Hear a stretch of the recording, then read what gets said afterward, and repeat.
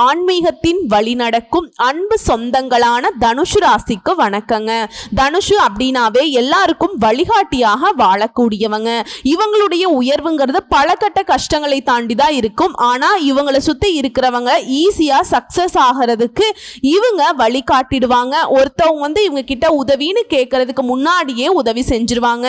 அதே போல இவங்க கிட்ட யாராவது உதவின்னு கேட்டுட்டா அவங்க திரும்பவும் மத்தவங்க கிட்ட உதவின்னு கேட்காம இவங்களை போல மற்றவங்களுக்கு உதவி செய்யக்கூடிய அளவுக்கு அவங்களுடைய வாழ்க்கைக்கு வழிகாட்டுவாங்க. இலக்குங்கிறது பெருசு, அதற்கான திட்டமிடலும் பெருசு, அதை செயல்படுத்துறது அதை விட பெருசு. இதை மூன்றையுமே கரெக்டா ஃபாலோ பண்ணக்கூடியவங்க தான் தனுசு ராசிக்காரங்க. இன்னும் ஒரு படி மேல சொல்லணும்னா கம்பீரமான தோற்றம், சிறந்த தெய்வ பக்தியும் எதிலையுமே தைரியத்தோடு செயல்படக்கூடியவங்க. இவங்களுடைய ஆற்றல்ங்கிறது இவங்களுடைய அறிவு தாங்க. ஆனா இந்த பையன் மட்டும் இந்த புள்ள மட்டும் எப்படிதான் இப்படி சாதனை பண்ணுதோ தெரியலப்பா. நம்மளாம் தான் பெத்து வச்சிருக்கோம், ஆனா நம்மளும் தான் இருக்கோமே அப்படின்னு மற்றவங்க இவங்க கூட கம்பேர் பண்ணி தன்னை தானே நொந்துக்கிறதுக்கும் தன்னை சார்ந்தவங்களை நோகடிக்கிறதுக்கும் ஒரு காரண கர்த்தாவா இருப்பாங்க. ஆனா இவங்க மனசார அந்த மாதிரி மற்றவங்க நம்ம பெருமை பேசணும், மற்றவங்க நம்ம மேல பொறாமைப்படணும் அப்படின்னு செய்ய மாட்டாங்க. நம்ம நல்லா இருக்கணும், நம்மளை சுத்தி இருக்கவங்க நல்லா இருக்கணும். இதுதாங்க தனுசு ராசியுடைய இலக்கு. எவ்வளவுதான் நெருக்கடிகள் வந்தாலும் சரி நேர் வழியில தான் போவாங்க. அதே மாதிரி பணத்துக்கோ பட்டத்துக்கோ பதவிக்கோ பணியவே மாட்டாங்க. இவங்க நீங்க பணிய வைக்கணும்னா அன்பால மட்டும்தான் பணிய வைக்க முடியும். மேலும் இந்த தனுசு ராசிக்காரங்களை யாராச்சும் ஏளனமா எடுத்தெறிஞ்சு பேசிட்டாங்கன்னா எரிச்சலே அடைய மாட்டாங்க. யதார்த்தமா இருப்பாங்க, மனசாட்சிப்படி நடந்துப்பாங்க.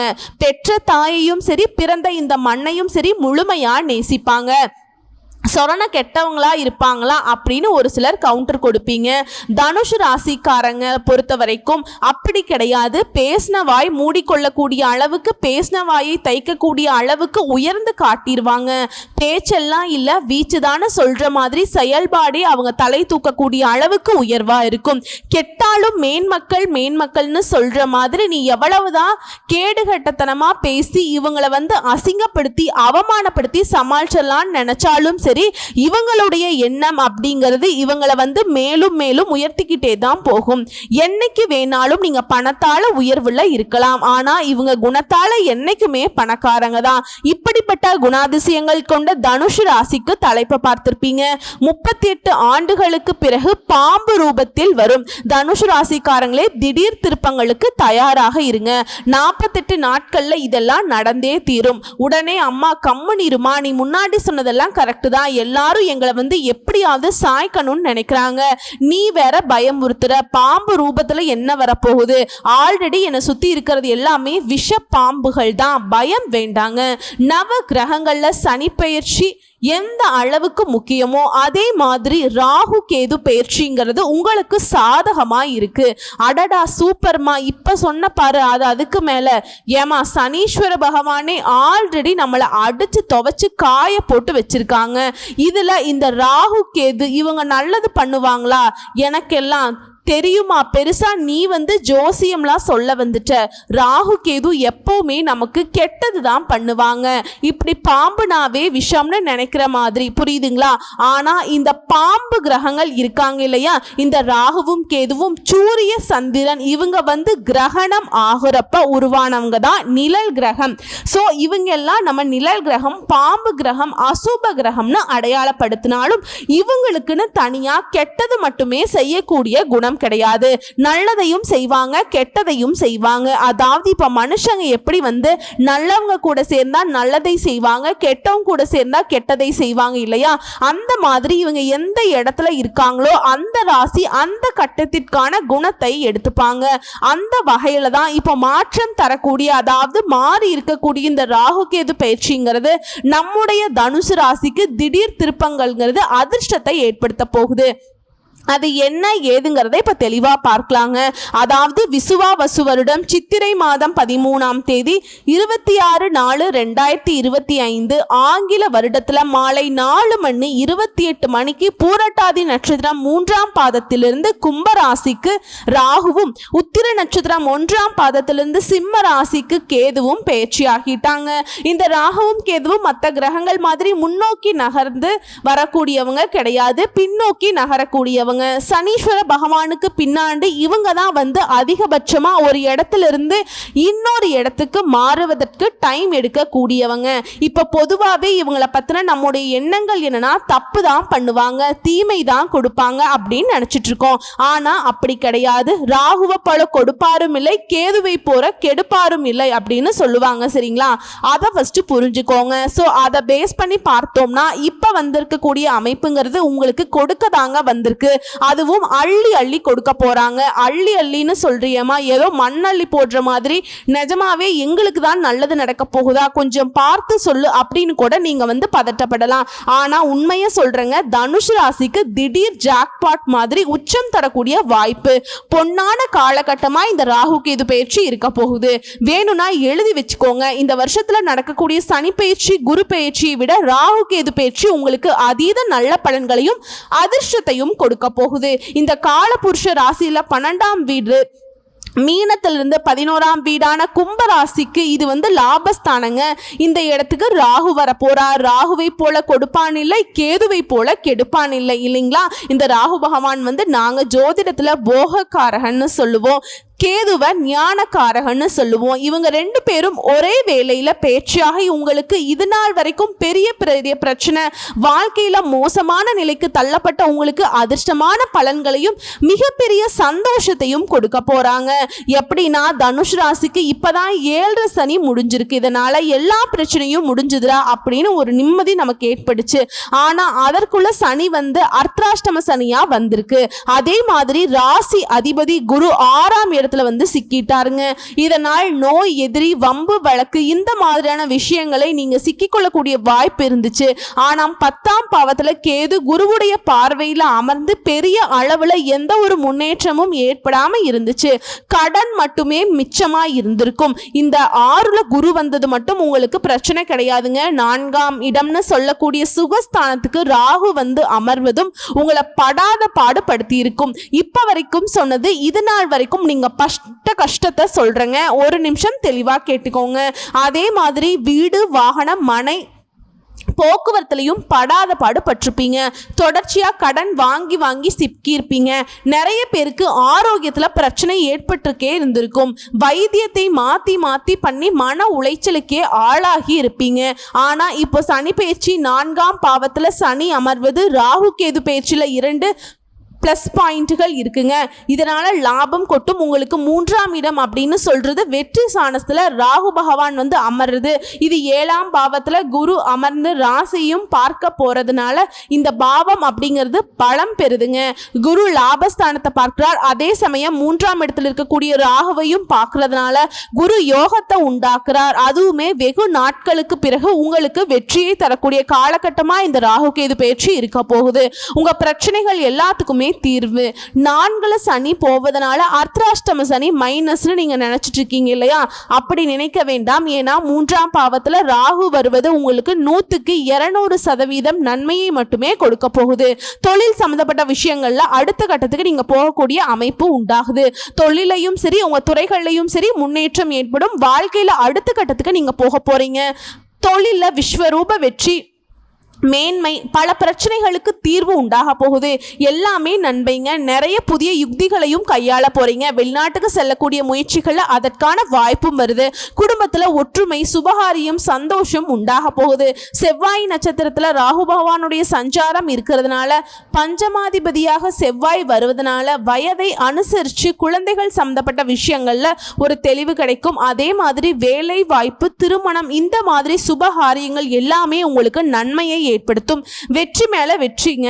வெற்றி ஸ்தானத்துல ராகு பகவான் குரு பார்வையில வந்து அமர்வதனால பெரிய ஜாக்பாட் உண்டாகும். இந்த காலகட்டத்தை மட்டும் முழுமையா பயன்படுத்திட்டீங்க அப்படின்னா நல்லதுங்க. அதே மாதிரி பாக்கியஸ்தானத்துல கேது வந்து அமர்வதனால தந்தையாருடைய உடல்நிலை, பூர்வீக சொத்து சம்பந்தப்பட்ட விஷயங்கள்ல எச்சரிக்கை அவசியம். திரும்பவும் சொல்றேங்க, 2 விஷயத்துல கவனம் தேவை. தந்தையின் உடல்நிலை, பூர்வீக சொத்து விஷயங்கள்ல எச்சரிக்கை.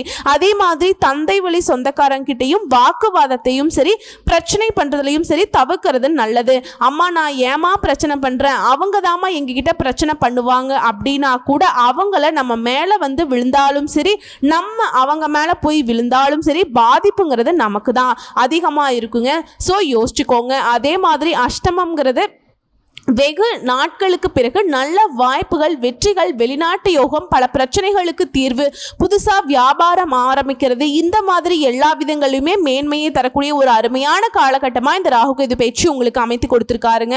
ஒரு இடத்த வந்துட்டு புதிய இடத்தை வாங்கக்கூடிய யோகம் இருக்கு. இப்படி எல்லாத்தையுமே சாதகம், அதிர்ஷ்டம், வெற்றி இப்படி சொல்லிக்கிட்டே போகக்கூடிய அளவுக்கு அடுத்த 1.5 வருஷம் முழுசா பயன்படுத்தி கொள்ள வேண்டும். இன்னும் கொஞ்சம் தெளிவா பார்க்கலாமா? தனுசு ராசி, மூல நட்சத்திரம், பூராட நட்சத்திரம், உத்திராட நட்சத்திரம் 1ஆம் பாதம். இங்க எல்லாருக்குமே இது பொது பலன்கள் கட்டாயம் பொருத்தமாகும். 100க்கு 70% இல்ல 80-90% கூட நம்ம சொல்லக்கூடிய பலன்கள் உங்களுக்கு பலித்தமாகும். நல்லா தெளிவா தெரிஞ்சு வச்சுக்கோங்க. உங்களை பொறுத்த வரைக்கும் ராகு பகவான் என்ன பண்றாருன்னா, சுகஸ்தானத்துல இருந்து தைரிய வீரிய ஸ்தானத்துக்கு மாறார். அதே மாதிரி கேது பகவான் தொழில் ஸ்தானத்திலிருந்து பாக்கியஸ்தானத்துக்கு மாறார். இதை பேஸ் பண்ணி முக்கிய திருப்பங்களை நீங்க பார்க்க போறீங்க. இது நம்ம லிஸ்ட்லயே இல்லையேன்னு சொல்லக்கூடிய அளவுக்கு, இது நம்ம பிளான்லயே இல்லையேன்னு சொல்லக்கூடிய அளவுக்கு திட்டம் போடாத நீங்க செய்யக்கூடிய காரியங்களை கூட வெற்றி பெறுவீங்க. தாய் வழியில ஆதரவு பெருகுது. இல்லத்திற்கு தேவையான விலை உயர்ந்த பொருட்களை வாங்குவீங்க. கோர்ட்டு கேஸ், வம்பு வழக்குகள்ல உங்களுக்கு வெற்றி கிடைக்கும். வாழ்க்கையில வளர்ச்சி உண்டாகுது. திடீர்னு வெளிநாட்டுக்கு பயணம் போகணும்னா கூட விசா கிடைக்குங்க. இதன் மூலம் புதிய வாய்ப்புகளை பெறுவீங்க. பொது வாழ்க்கையில ஈடுபடுறவங்களுக்கு புகழுக்கும் செல்வாக்குக்கும் குறைவே இருக்காது, கூடிக்கிட்டே போகும். பிள்ளைகளுடைய நலன்ல அதிக அக்கறை காட்டுவீங்க. குதூகலம் அதிகமா இருக்குங்க. அதே மாதிரி இது நாள் வரைக்கும் பாசமே காட்டாத சொந்த பந்தங்கள் எல்லாம் இப்ப பாசம் காட்ட துவங்குவாங்க. உடல் இருந்த உபாதைகள், மனக்குழப்பங்கள் விலகுது. புதியவர்களுடைய நட்பு கிடைக்கும். அவங்களுடைய ஒத்துழைப்பும் கிடைக்கும். உங்களுடைய நம்பிக்கைகள் வீண் போகாது. சொத்து பிரச்சனைகளும் சுமூகமா முடியும். புதிய கல்வி, அதை கற்பதற்கான வாய்ப்புகளும் தேடி வரும். அதே நேரம் திரும்ப திரும்ப செலவு வைக்கக்கூடிய வண்டி வாகனங்களை மாற்றக்கூடிய ஒரு யோகம் இருக்கு. அதே மாதிரி நான் உன் பழைய ஃப்ரெண்டுடா அப்படின்னு சொல்லிட்டு இந்த பகையை வந்து மறைமுகமா வச்சு உங்களை வந்து கெடுக்கணும்னு நினைச்சவங்க நீங்க கண்டுபிடிச்சிருவீங்க. இதனால யார்கிட்டயுமே மனம் விட்டு பேசாதீங்க. அடுத்து உத்தியோக பணிகள்ல இருக்கீங்க, சிறப்பான பலன்களை பெற போறீங்க. உங்க வேலையில கண்ணும் கருத்துமா முயற்சி பண்ணுங்க. நம்மளை யாரும் குறை சொல்லக்கூடாதுடா, அந்த அளவுக்கு நேரத்தை கடைபிடிப்பது நல்லது. அதே மாதிரி கூட வேலை பார்க்குறாங்க பார்த்தீங்களா, சக ஊழியர்கள் கிட்ட ஒத்துழைப்பு கிடைக்கும். மேலிடம் உங்ககிட்ட கனிவான உறவை கொள்ளும். அறிமுகம் இல்லாத நபர்கள் கிட்ட எச்சரிக்கையா இருக்கணும். அதே மாதிரி வேலை நிமித்தமா வெளியூர் பயணம் போயிட்டு வருவீங்க. பதவி உயர்வு, இடமாற்றம் தொடர்பான எடுக்கக்கூடிய முயற்சிகள்ல வெற்றி கிடைக்கும். அடுத்து வியாபாரிகளுக்கு குறைந்தபட்சம் லாபம் உறுதியா கிடைக்குங்க.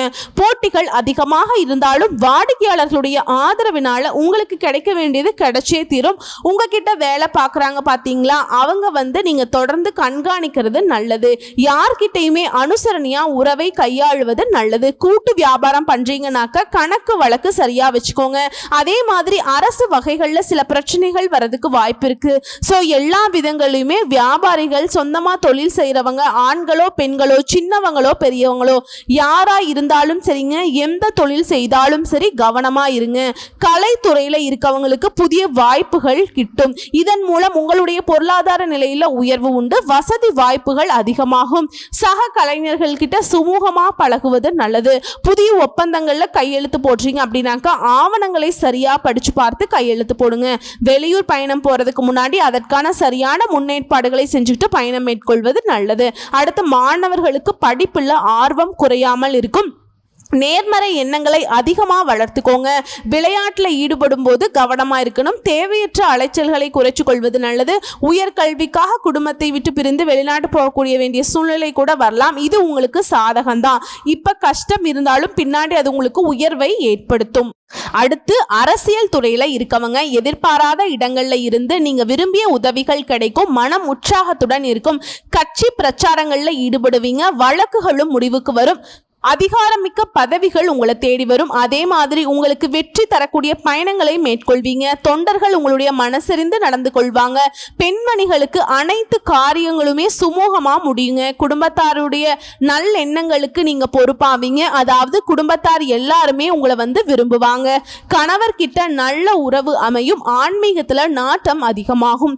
ஆலயங்களுக்கு போயிட்டு வருவீங்க. பொருளாதாரம் நல்லா இருக்கும். கடன் தொல்லைகள் ஏற்படாதுங்க. கடினமா உழைச்சு வாழ்க்கை தரத்தை உயர்த்தி கொள்வீங்க. கூட பிறந்தவங்க உங்களுக்கு உதவி செய்வாங்க. உங்க முன்னேற்றத்துக்கு பலம் சேர்ப்பாங்க. சோ இப்ப வரைக்கும் பார்த்த பொது பலன்கள். இதை தாண்டி இன்னும் விரிவான விளக்கமா நட்சத்திர பலன்களையும் பார்த்து தெரிஞ்சுக்கலாம். இந்த ராகுவும் கேதுவும் எந்த அளவுக்கு உங்களுக்கு சாதகமான பலன்களை கொடுக்கறாங்கன்னு இந்த பயிற்சியின் காரணமா நட்சத்திரத்தை சேர்ந்தவர்கள் அப்படின்னு யாருன்னு பார்த்தோம்னா மூல நட்சத்திரத்தை சேர்ந்தவங்களுக்கு முயற்சிகள் பல செய்து நல்ல செயல்களை செய்து சிறப்படைய போறீங்க. அதே மாதிரி குடும்பத்திலேங்க சின்ன சின்ன சலசலப்புகள் ஏற்படும். அதுவும் மறைஞ்சு போயிருங்க. வெளியில கொடுத்திருந்த பணம் கைக்கு திரும்ப வரும். அதே மாதிரி உங்களுடைய அத்தியாவசிய தேவைகள் எல்லாமே இப்போ நிறைவேற்றிக்க போறீங்க. உங்களுடைய உடன்பிறப்புகள் வழியில சகோதரரோ சகோதரிகளுக்கோ உங்களுக்கு இருந்த கருத்து வேறுபாடுகள் மறையுது. உங்களுக்கு கீழே வேலை பார்க்குறவங்க உங்களுக்கு சிக்கலை ஏற்படுத்த நினைப்பாங்க. அதுக்கு இடம் கொடுக்காம கொஞ்சம் கவனமா இருந்துக்கோங்க. அடுத்து பூராட நட்சத்திரம். இந்த பேச்சினால கடுமையா முயற்சி செய்து உங்க தேவைகளை நிறைவேற்றி கொள்வீங்க. உடல் ஆரோக்கியம் சிறப்பா இருக்கு. குடும்பத்துல மருத்துவ செலவுகள் இனி ஏற்படாது. அதே மாதிரி யாரையுமே புண்படுத்தாம உங்களுடைய அணுகுமுறையால வெற்றி பெறுவீங்க. குறிப்பா இந்த காலகட்டம் குடும்பத்துல பாக பிரிவினை இந்த மாதிரி விஷயங்கள் சுமூகமா நடக்கும். அசையா சொத்துக்களை இருந்து வருமானம் வர தொடங்கும். அடுத்ததா உத்திராட நட்சத்திரம் 1ஆம் பாதம். இந்த பயிற்சியில பல விஷயங்களை சாமர்த்தியமா சமாளிக்க போறீங்க. மறைமுக எதிர்ப்புகள் நீங்குது. கோர்ட் கேஸ் வழக்கு விவகாரங்கள் திடீர் திருப்பங்கள் உங்களுக்கு சாதகமா ஏற்படும். குறைந்த உழைப்பிலையுமே அதிகமான ஆதாயம் கிடைக்கும். அதே சமயம் உங்களை பத்தி புறம் பேசுறவங்களை இனம் கண்டு ஒதுக்கி வச்சிருவீங்க. குடும்பத்துல ஏற்பட்டிருந்த சில அனாவசிய பிரச்சனைகளையுமே கண்டும் காணாம இருக்கிறது நல்லது. சோ இதையும் பார்த்துக்கோங்க. நட்சத்திர பலன்களுமே உங்களுக்கு சாதகமா தான் இருக்கு. ஒட்டு மொத்தமா இந்த ராகுவும் கேதுவும் மாறி மாறி உங்களுக்கு நான் கொடுக்கிறேன் நீ கொடுக்கிறேன்னு வச்சுக்கோங்கிற மாதிரி நிறைய வாய்ப்புகளையும் அதிர்ஷ்டத்தையும் வெற்றிகளையும் தான் கொடுத்திருக்காங்க.